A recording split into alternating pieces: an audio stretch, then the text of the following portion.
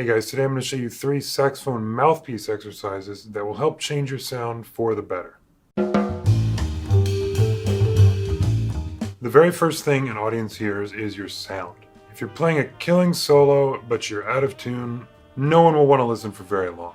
Mouthpiece exercises are very popular with advocates including Eugene Rousseau, Dave Liebman, and many other great saxophone educators. First exercise is just long tones with a tuner. This is not sponsored, but I really like the app called Sound Corset. You want to try and lock the pitch of just the mouthpiece into an A on alto or G on tenor. Take a deep breath, open your throat like you're yawning, firm corners for the embouchure, find that pitch and keep it as steady as you can.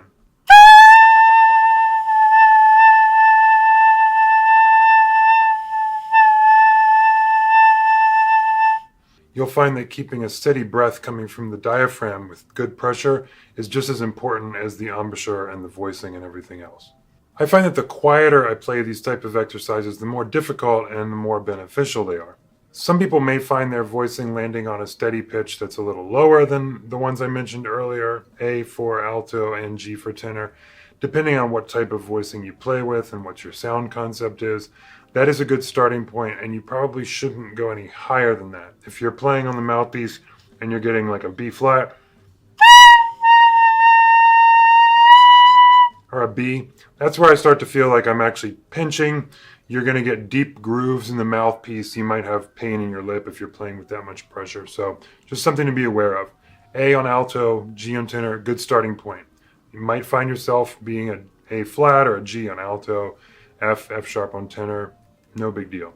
Next up is jaw pitch bends with an open, relaxed throat. At about 60 beats per minute, try to hold that starting pitch for 4 beats, lower it by a half step for 4 beats, and then back up to the starting pitch.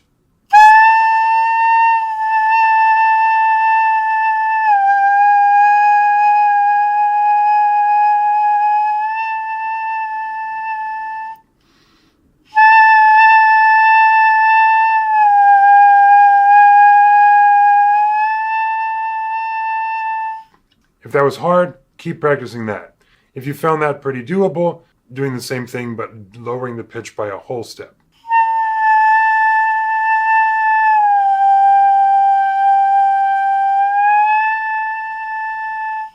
Or a minor third.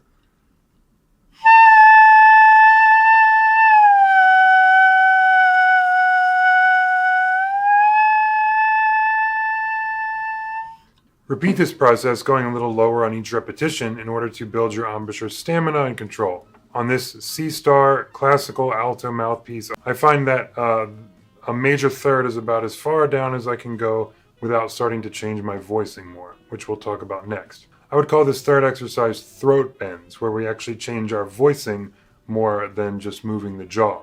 So first, without the mouthpiece, try making this sound.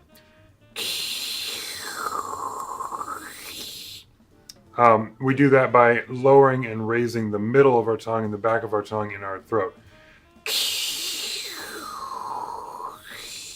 So if you do that while blowing,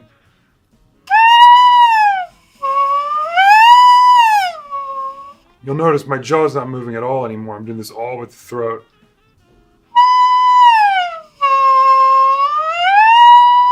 This drastically changes the shape of our throat, or what we call the voicing. It's a much bigger change than we would use when we're doing overtone exercises, and it's a great way to kind of find that range. You can use this technique with the whole instrument to do like those really dramatic bends like Johnny Hodges. You often hear clarinet players do this in more traditional styles of jazz when they do the bends of more than an octave. It's done more with the throat than with the jaw.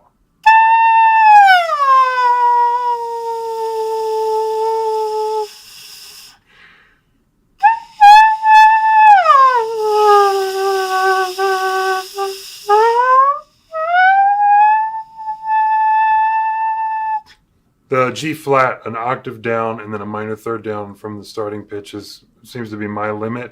But I would say an octave is a really good goal, and if you can get control over that, you have a whole octave to play with.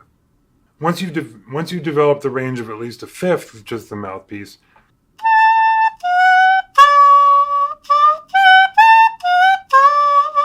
that's when you can start playing songs or scales or exercises, triads, seventh chords. Very good ear training as well, because we're not relying on our fingers to tell us what notes we're playing.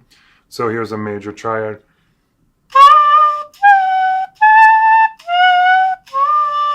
Minor triad.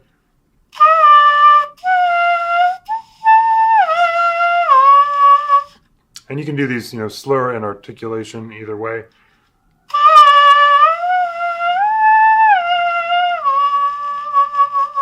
If you're already practicing vibrato exercises, this is a good way to work on that.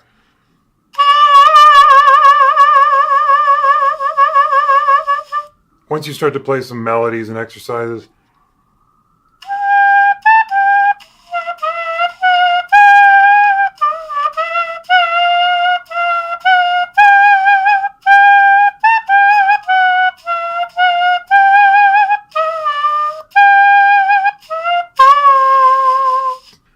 then you can also actually add cupped hands. We're kind of getting outside of exercise territory into just, other things you can do with the mouthpiece. You cup your hands over this, you're effectively making a little miniature instrument.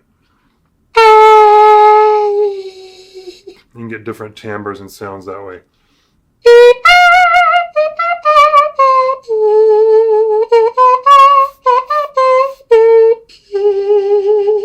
So just something you can do with just a mouthpiece to work on your sound, intonation, ear training a lot. Let's say you're traveling somewhere where you can't bring your whole instrument. Do this 10 minutes a day. You will, keep your embouchure intact and also be working on a lot of those musical skills at the same time.